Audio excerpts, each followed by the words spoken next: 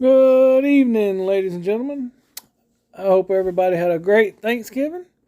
What y'all are looking at is a truck that we were prepared to buy. We were going to make a move on it.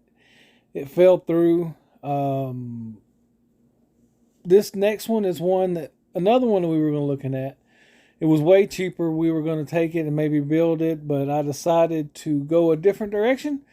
And I'll talk more about that in a minute. But right now, I want to tell y'all a short story. So sit back, grab a cup of coffee, and check this out. A young boy entered a barber shop, and the barber whispers to his customer, "This is the dumbest kid in the world.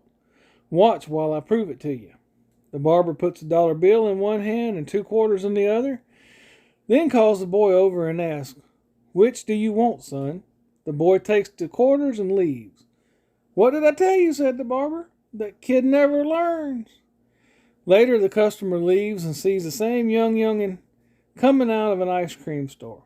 And he says, "Hey, son, may I ask you a question? Why did you take the quarters instead of the dollar bill?" And the boy licked his cone and replied, "Because the day I take the dollar, the game is over." And you need to take that into advisement, because sometimes you got to take a little bit less to make it stretch out further in certain gigs. I'm just coming off 2 years span with working with a direct shipper, or was it 3 years? I think it was. Anyway, it was a long time. And sometimes we had to do a little extra or take a little less in order to keep that gig and stretch it out and get home every day, which was the main reason why we did that certain job.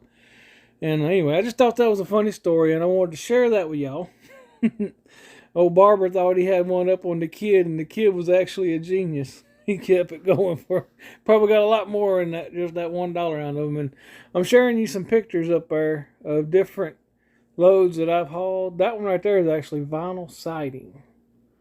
And it took them a little while to load that one, but it sure didn't take them long to unload it. All right, so the truck deal, we were going to get that KW. It was a 99. Y'all know all the great things about having a 99. And it was a nice ride. I mean, y'all saw it. It was a show quality truck. Needed a few repairs, but nothing that wouldn't keep it from being a moneymaker. But when I ran the numbers for it and the insurance and the new driver and everything, it came up to where I wasn't going to be making enough profit to keep us involved. So we discussed it and we decided to go a different direction. So we started looking at that cheaper Columbia, and what we were going to do was buy it, bring it home and park it, and then go and work on it a little bit long. But see, I would have to get it towed home. It had a cat with a twin turbo. That's right. It would have been nice. But the body and the interior, for lack of a better word, was awful. Awful. And I could do a lot of things to a truck, but your basic package, your frame, your bones need to be good. That cat probably would have cost 20 grand to end frame. I know a loan block, you could get a loan block for about 20 on that Acer. At the same time, that don't include all the extras around. It probably need a lot of that stuff. Like I said, right then, it wouldn't crank. The motor might crank and run, but she's got 900,000 miles already on her. And if it did crank, it might have had other issues. I don't know. I had a bad taste in my craw, and we, did some more discussing. And I think what we are going to do is just work towards getting all of our equipment paid off first and foremost. That way we can drop the insurances all down to liability, and we won't have the bank notes, so my weekly fixed cost will drop dramatically. At that point, we will decide on the next piece of equipment. So it may be summer or after before we get that third truck.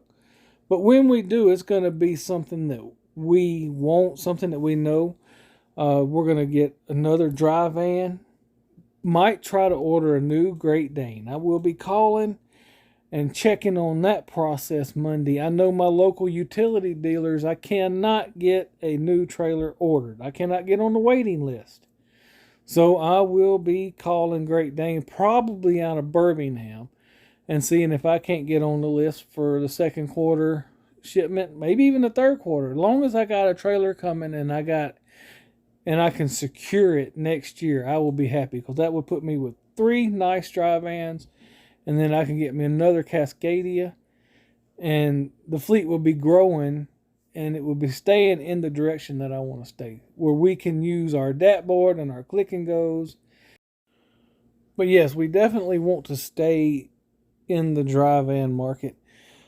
I was thinking that we might could go into flatbedding or reefer or power only, but I want to keep everything in our dry van area so that we can help each other out and we all doing the same thing. And if we have any questions, it can go back and forth. We want to master this area of our markets and not spread ourselves out yet.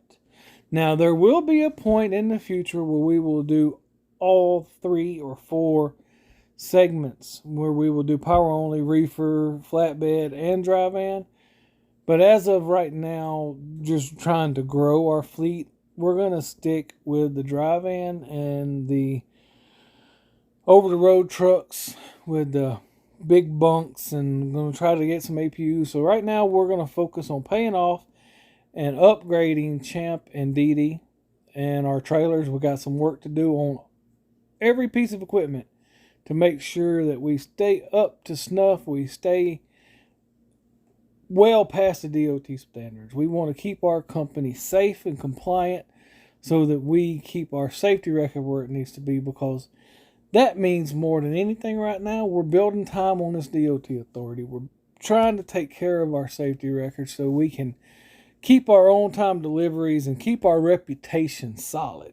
You know, that's why we need to hire slow and fire fast, because, you know, we've worked hard to get to this point, and we want it to grow. And anybody that comes over, we want them to know that we've got their back and that we're trying to do the best that we can to be the best company that we can be, because we all work together. Now, Champ, she needs to get an air leak fix. She's going Monday. We may get her filters cleaned on the DEF.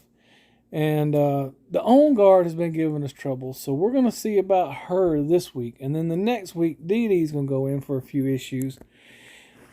If I get time to bring her in, they're nothing that are like illegal or anything, but they're little issues that need to be seen about. Well, that's all for this video.